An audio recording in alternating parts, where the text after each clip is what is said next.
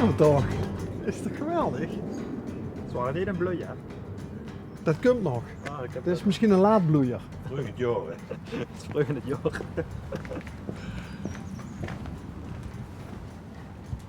Maximaal 500 kilo. Spinnenwebje.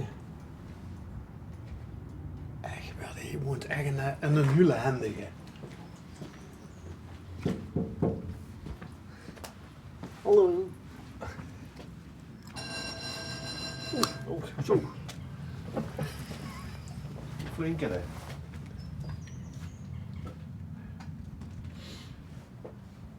En anders moeten we terugkomen. Eén Goeiedag. goeiedag. Oh god, net Meneer al. Van Helmond. Ja, goeiedag. Ja, ja, wij kennen missen, want het staat echt in enorme letters bij ook op de gevel. Ja, klopt. Ik weet niet of het de buurvrouw is, maar die zei al van, ja, daar woont een hulehendige Harry, heen even mij. Ja, en de Johnny. En een hendige Johnny. Ja. Ja, klopt dat? Ziet geen de hendige Johnny? Ja, ik mag niet klagen. Ik vind een boer, dat vind ik te gek. Ja, Ja. zo is ze niet te snoeien, hè? En dat gaat ook niet bloeien. Ook niet. Ook niet. Ook niet. Maar is dat die beroep? Nee, is mijn hobby. Dus verder is, ja, eigenlijk alles is mijn hobby. Als het wat met diesel te maken heeft. En wie kunt dat? Vroeger op de koel. DSM gewerkt, onderhoud, technische dienst gezeten. Ja, goed. Uiteindelijk leer je het laatste vak. En zodoende krijg je ideeën. En dan kunt er zo gaan doen uiteindelijk, onder andere. Onder andere. Ja. Nou, wat de buurvrouw ook zei, die heeft nog veel meer. Mm. Mogen wij mij genieten van die hobby? Ja, daar komen we eens op binnen. Leuk!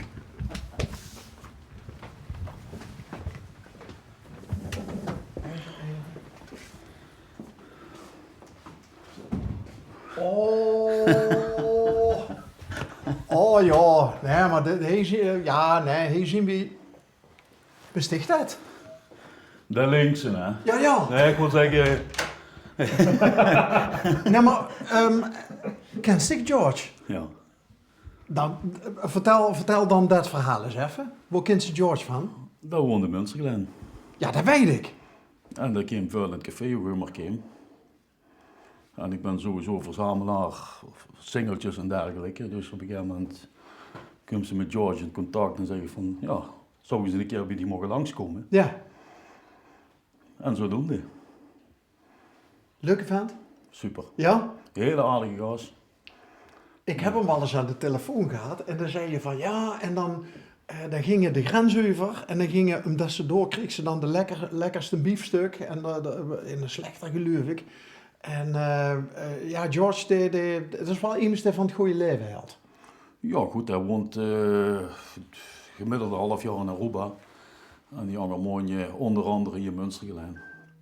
Dus dan doet er, in de tijd dat er in Münsterglen woont, dan doet er hier zijn optredens, vooral in Duitsland, treedt er nog heel veel op.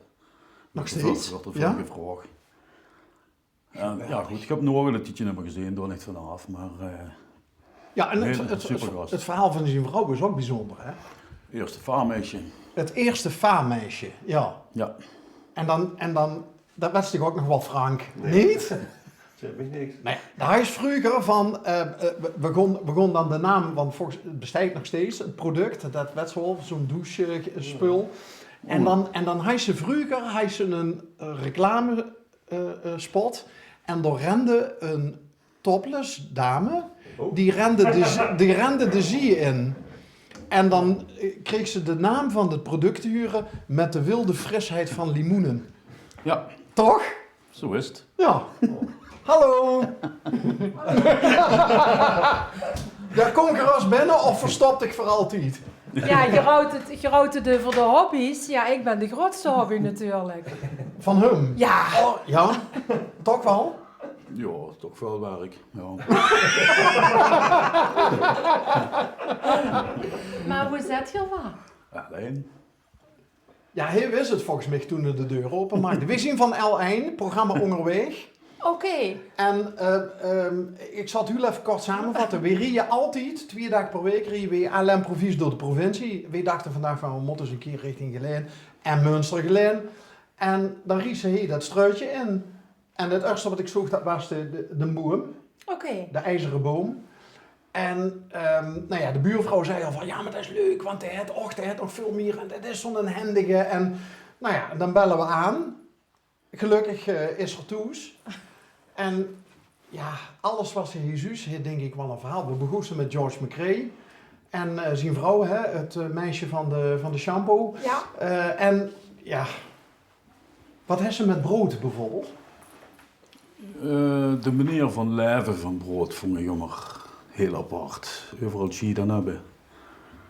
Ja, natuurlijk ook zijn muziek, daar gaat het zich niet om. Maar ja goed, dat is toevallig door een vriend van me geschilderd. Wat er ook wel heel handig in is. Dat kan ze wel zeggen. Dat is Erik Kusters, Nederweert. Ik zal meteen reclame voor hem maken, want om het hoekje hangt nog een heel schoon schilderij. Oh, dat wil ik zien, want Ja, het is het is echt wel een... super...